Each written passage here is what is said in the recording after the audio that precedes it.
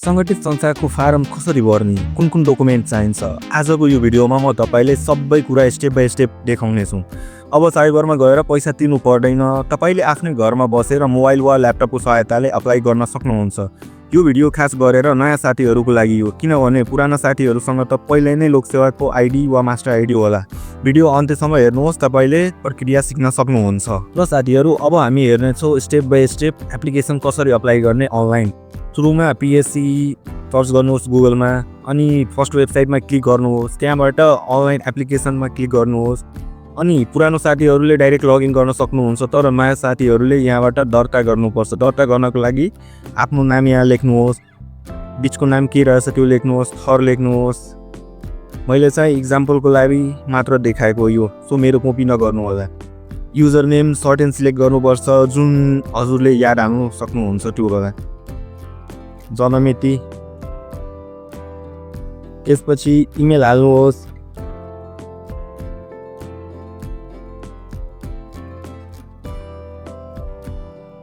Next mobile number आफ्नो हाल्नुहोस्, त्यसपछि राष्ट्रिय परिचय पत्र अनिवार्य भइसकेछ। छ भने हाल्दा हुन्छ, किनभने यहाँ स्टार अहिले दिएको छैन, इट मिन्स नहाल्दा नि हुन्छ। त्यही भएर नागरिकता नम्बर हाल्नुहोस्, राष्ट्रिय परिचय पत्र आइसकेछ भने त्यो नि हाल्नुहोस्।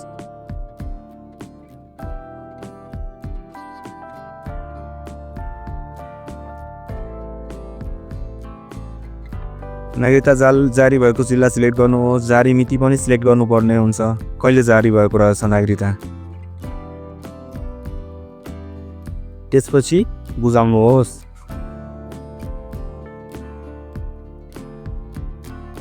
यहाँ हेर्न सक्नुहुन्छ युजर नेम अलरेडी एक्जिस्ट देखाइरहेछ, सो म युजर नेममा अलिकति चेन्जेस आउने हो।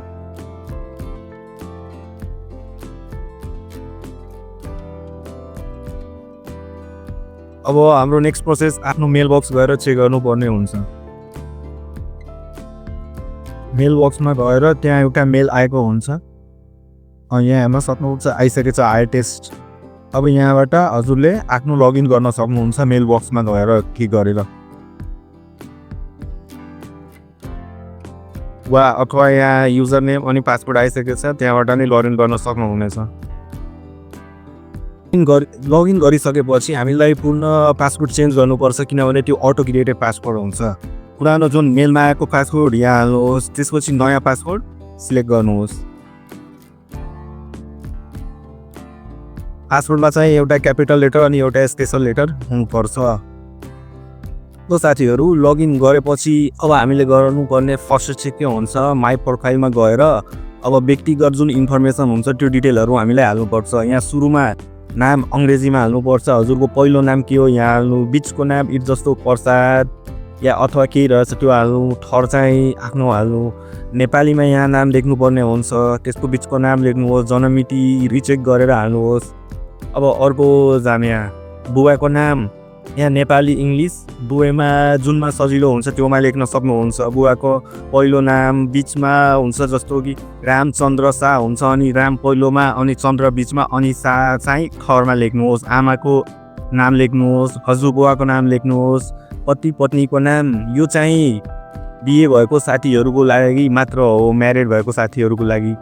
नागरिकता नम्बर रिचेक गर्नुहोस्, जारी जिल्ला कहाँबाट भएको छ, अनि जारी मितिहरु यहाँबाट नै सच्याउन मिल्छ। अब यो गरेपछि हामीलाई अर्को लाग्नुपर्छ, अर्कोतिर आन्तरिकतिर। यहाँ गएर अब आफ्नो जात सिलेक्ट गर्नुहोस्, जस्तै अब यो यहाँ अप्सन दिएको मध्येमा कुनै हुनुहुन्छ भने सिलेक्ट गर्नुहोस्, अथवा नभएकोमा तल अर्डर्समा गएर क्लिक गर्नुहोस्। धर्म सिलेक्ट गर्नुहोस्, कुन धर्मको हुनुहुन्छ, इस्लाम, किरात, जैन, बहाई इत्यादि जे हुनुहुन्छ त्यो सिलेक्ट गर्नुहोस्। पत्नीको नाम हाल्नुभएछ भने यहाँ सिलेक्ट गर्नुपर्ने हुन्छ विवाहित, या अविवाहित हुनुहुन्छ भने अविवाहित सिलेक्ट गर्नुहोस्। रोजगारको अवस्था के रहेछ, बेरोजगार हुनुहुन्छ, अनइम्प्लोइड कि सरकारी सेवामा कति कार्यरत हुनुहुन्छ, गैर सरकारी सेवा मिन्स प्राइभेटमा कति काम गर्नुहुँदै हुनुहुन्छ, या स्वरोजगार सेल्फ इम्प्लोइमेन्ट केहीमा हुनुहुन्छ लागु, त्यो यहाँ सिलेक्ट गर्नुहोस्। मातृभाषाको के रहेको छ, अङ्ग्रेजी, अछामी, अनि मैथिली, भोजपुरी जे रहेछ त्यो यहाँ सिलेक्ट गर्दा हुन्छ।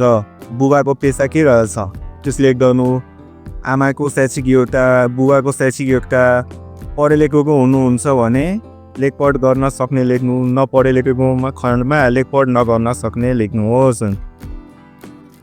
भौगोलिक क्षेत्र कुन रहेको छ हजुरको? पहाड, हिमाल, तराई त्यो सिलेक्ट गर्नुहोस्। अब यहाँ हेर्नु कुन कुन डकुमेन्ट हामीले अपलोड गर्नुपर्ने रहेछ। जस्तै हजुर आदिवासी जनजातिमा पढ्नुहुन्छ भने यहाँबाट अपलोड गर्न सक्नुहुन्छ। मधेसीमा पढ्नुहुन्छ, मधेसी प्रमाणित यहाँ अपलोड गर्नुपर्ने हो। दलितको लागि यहाँ रहेछ, अपाङको लागि यहाँ गर्न सक्नुहुन्छ। पिछडिएको क्षेत्रको पनि यहाँ सर्टिफिकेट अपलोड गर्न सक्नुहुन्छ। अब नेक्स्ट त्यो कम्प्लिट गरेपछि सम्पर्कमा जानुहोस्। सम्पर्कमा गएपछि कुन प्रदेशबाट हजुर हुनुहुन्छ त्यो प्रदेश सिलेक्ट गर्नुहोस्, जिल्ला सिलेक्ट गर्नुहोस्, नगरपालिका सिलेक्ट गर्नुहोस्, वार्ड नम्बर कति रहेको छ, मार्क के छ भने त्यो लेख्नु, नभए केही त्यति इम्पोर्टेन्ट छैन। टोल पर्छ, जस्तो टोलको नाम हुन्छ केही, अब रतनको समथिङ जे रहेछ त्यो लेख्नु, घर नम्बर इफ अभाइलेबल छ लेख्नु, फोन नम्बर प्रोभाइड गर्नु, ठेगाना पत्रचार गर्ने ठेगाना चाहिँ कहाँ रहेछ। जस्तै सपोज म एउटा इक्जाम्पल दिन्छु, कर्लाई रतनपुर गाउँपालिका वार्ड नम्बर 1 यस्तो गरेर यहाँ लेख्न सक्नुहुन्छ। नेपाली वा इङ्ग्लिस दुवै कुनै ल्याङ्ग्वेजमा लेख्दा हुन्छ। अब अर्को शिक्षा सेक्सनमा के गर्नुपर्छ? शिक्षा सेक्सनमा गएपछि यहाँबाट नयाँ थप गर्नुहोस्। अनि नयाँ थप गरेपछि सुरुमा एसएलसी को एड गर्नको लागि यहाँ एचएससीबी वा एनईबी को क्लिक गर्नुहोस्। अनि शैक्षिक उपाधि के रहेछ, +2 अर्डर वा एसएलसी रहेछ त्यो सिलेक्ट गरेर शैक्षिक योग्यताको उपाधिको विवरण कति पर्सेन्ट आएछ त्यो, ग्रेड, मेन विषय के थियो साइन्समा त्यो लेख्नुहोस्, सङ्ख्या के थियो त्यो सिलेक्ट गर्नुहोस्। त्यसपछि अब यहाँ अर्को पनि एड त्यस्तै गर्न सक्नुहुन्छ +2 को। अनि लास्टमा तलतिर गएर ट्रान्सक्रिप्ट यहाँ अपलोड गर्नुहोस्। अनि क्यारेक्टर सर्टिफिकेट अपलोड डकुमेन्ट एजुकेसनमा अपलोड गर्नुपर्ने दुईवटा रहेछ इम्पोर्टेन्ट, ट्रान्सक्रिप्ट अनि क्यारेक्टर सर्टिफिकेट।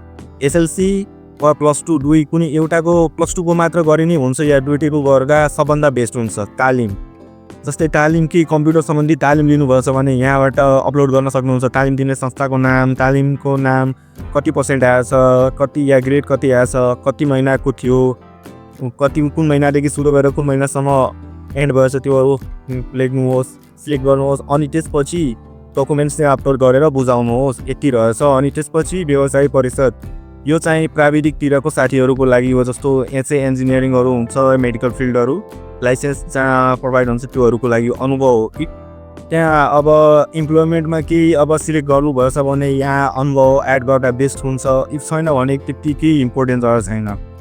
कागजातमा अब के हाल्नुपर्ने रहेछ त्यो हेर्नु। जस्तै यहाँ अब पासपोर्ट साइज एउटा फोटो हामीलाई हाल्नुपर्छ। जस्तो सिम्पल यहाँ गएर यस्तो 35x45 mm को फोटो यहाँ अपलोड गर्नुपर्छ। त्यसपछि यहाँ आफ्नो ह्यान्डको सिग्नेचर गरेर अनि त्यसको फोटो स्क्यान गरेर यहाँ अपलोड गर्नुहोस्। यहाँ सिटिजनसिपको फ्रन्ट साइड अनि ब्याक साइड अपलोड गर्नुहोस्। त्यसपछि यहाँ पूर्वावलोकनमा गएर एकचोटि रिचेक मजाले आफ्नो माइन्ड चिल गरेर रिचेक गर्नुहोस् केही मिस्टेकलाई। त्यहाँ गएर फेरि सच्याउनुहोस्, लाइन बाई लाइन रिचेक गर्नुहोस्। इफ करेक्ट रहेछ भने यहाँ रिक्त पदमा गएर अनि यहाँबाट अप्लाई गर्न सक्नुहुन्छ अर्को भ्याकेन्सीको लागि। जस्तै अहिले हामीलाई स्पेसली फोकस गरेको सङ्गठन संस्थाको पूर्व योग्यताको परीक्षा। अनि यहाँ हेर्न सक्नुहुन्छ जस्तै रिक्त पदको तल एक्ज्याक्टली तल रहेको छ सङ्गठन संस्थाको पूर्व योग्यताको परीक्षा। यहाँ सबै कम्प्लिट गरेपछि आफ्नो पर्सनल डिटेलहरू यहाँ गएर विस्तृत विवरणमा क्लिक गर्नुहोस्। त्यहाँ आफ्नो डकुमेन्ट अपलोड भइसकेको हुन्छ। अनि यहाँ क्लिक गरेपछि अप्लाईको अप्सन आउँछ। अनि त्यहाँबाट इजिली अप्लाई गरेर अनलाइन पेमेन्ट गर्न सक्नुहुन्छ। कनेक्ट आइपिएस वा eSewa ब्याङ्किङ या फोन पेबाट मजाले गर्न मिल्छ। यति नै हो साथीहरू। हजुरले आफ्नो घरमा बसेर मजाले फोन वा ल्यापटप जेबाट नै इजिली अप्लाई गर्न सक्नुहुन्छ। केही निड छैन साइबरमा पुग्नु।